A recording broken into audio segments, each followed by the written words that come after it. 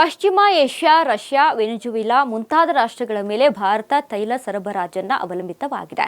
ಕಚ್ಚಾ ತೈಲದ ಬೆಲೆಗಳ ಏರಿಳಿತಗಳು ಭಾರತಕ್ಕೆ ಮಹತ್ವದ ಪಾಠವನ್ನ ನೀಡಿವೆ. ಇನ್ನು ಇಂಧನ ಸ್ವಾವಲಂಬನೆಯತ್ತ ಸಾಗಲು ಕೇಂದ್ರ ಸರ್ಕಾರ ಎಥೆನಾಲ್ ಮಿಶ್ರಿತ ಇಂಧನ, ಜೈವಿಕ ಇಂಧನ, ಹಸಿರು ಹೈಡ್ರೋಜನ್ ಮತ್ತು ವಿದ್ಯುತ್ ಚಾಲಿತ ವಾಹನಗಳಂತಹ ಪರ್ಯಾಯ ಮಾರ್ಗಗಳನ್ನ ಇಲ್ಲಿ ಉತ್ತೇಜಿಸುತ್ತಿರುವುದು ಕೂಡ ಗೊತ್ತಿರುವಂತಹ ವಿಚಾರ.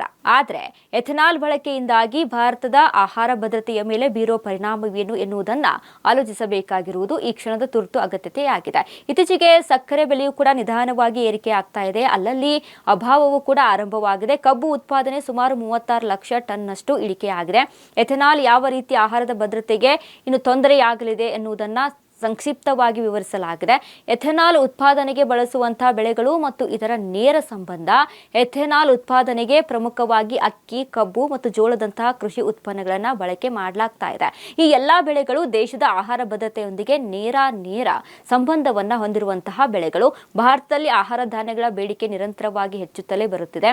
ಪರಿಸ್ಥಿತಿ ಹೀಗಿರುವಾಗ ಆಹಾರದ ಬೆಳೆಗಳನ್ನು ಹೆಚ್ಚಾಗಿ ಇಂಧನ ಉತ್ಪಾದನೆಗಳಲ್ಲಿ ಬಳಸಿದ್ರೆ ಇಂತಹ ಬೆಳೆಗಳ ಅಭಾವ ಎದುರಾಗಲಿದೆ. ಇನ್ನು ನಿಧಾನವಾಗಿ ಇದೇ ಸಮಸ್ಯೆ ದೇಶದಲ್ಲಿ ಆರಂಭವಾಗಿದೆ. ಇಂಧನ ಭದ್ರತೆ ಮತ್ತು ಆಹಾರ ಭದ್ರತೆ ಎರಡೂ ರಾಷ್ಟ್ರದ ಭವಿಷ್ಯಕ್ಕೆ ಸಮ. ಇನ್ನು ಕೃಷಿ ತ್ಯಾಜ್ಯ, ಜೈವಿಕ ತ್ಯಾಜ್ಯ ಹಾಗೂ ಆಹಾರೇತರ ಮೂಲಗಳಿಂದ ಎಥೆನಾಲ್ ಉತ್ಪಾದನೆಗೆ ಹೆಚ್ಚಿನ ಆದ್ಯತೆ ನೀಡುವುದು ಕೇಂದ್ರ ಸರ್ಕಾರಕ್ಕೆ ಇರುವ ಇನ್ನೊಂದು ಆಯ್ಕೆಯಾಗಿದೆ. ಇಂಧನ ಭದ್ರತೆ ಮತ್ತು ಆಹಾರ ಭದ್ರತೆ ಎರಡೂ ಕೂಡ ರಾಷ್ಟ್ರದ ಭವಿಷ್ಯಕ್ಕೆ ಸಮ. ಇಂಧನ ಸ್ವಾವಲಂಬನೆಗಾಗಿ ವಿದ್ಯುತ್ ಚಾಲಿತ ವಾಹನಗಳು, ಎಥೆನಾಲ್, ನೈಸರ್ಗಿಕ ಅನಿಲ, ದೇಶೀಯ ಕಚ್ಚಾ ತೈಲ, ಹಸಿರು ಹೈಡ್ರೋಜನ್, ಸೌರಶಕ್ತಿ ಮತ್ತು ಎಲ್ಲವೂ ಕೂಡ ಒಂದಕ್ಕೊಂದು ಪೂರಕವಾಗಿದ್ರೆ ಸೂಕ್ತ ಎನ್ನುವುದು ಮಾರುಕಟ್ಟೆಯ ಎಕ್ಸ್ಪರ್ಟ್ಗಳ ಅಭಿಪ್ರಾಯ. ಇನ್ನು ಸಾಮಾನ್ಯ ವಾಹನ ಬಳಕೆದಾರರ ಹಿತಾಸಕ್ತಿಗೆ ಧಕ್ಕೆಯಾಗದ ರೀತಿಯಲ್ಲಿ ನಡೆಯಲಿ ಆಹಾರ ಭದ್ರತೆ, ನೀರಿನ ಸಂರಕ್ಷಣೆಯು ಸಾಮಾನ್ಯ ವಾಹನ ಬಳಕೆದಾರರ ಹಿತಾಸಕ್ತಿಗೆ ಧಕ್ಕೆಯಾಗದ ರೀತಿಯಲ್ಲಿ ನಡೆಯಬೇಕು ಎನ್ನುವುದು ಎಲ್ಲರ ವಾದ. ಎಥೆನಾಲ್ ಹೆಚ್ಚಿನ ಬಳಕೆಯಿಂದಾಗಿ ಭೂಗರ್ಭ ಜಲಮಟ್ಟ ಕುಸಿಯುವಂತ ಸಂದರ್ಭವೂ ಕೂಡ ಎದುರಾಗಬಹುದು.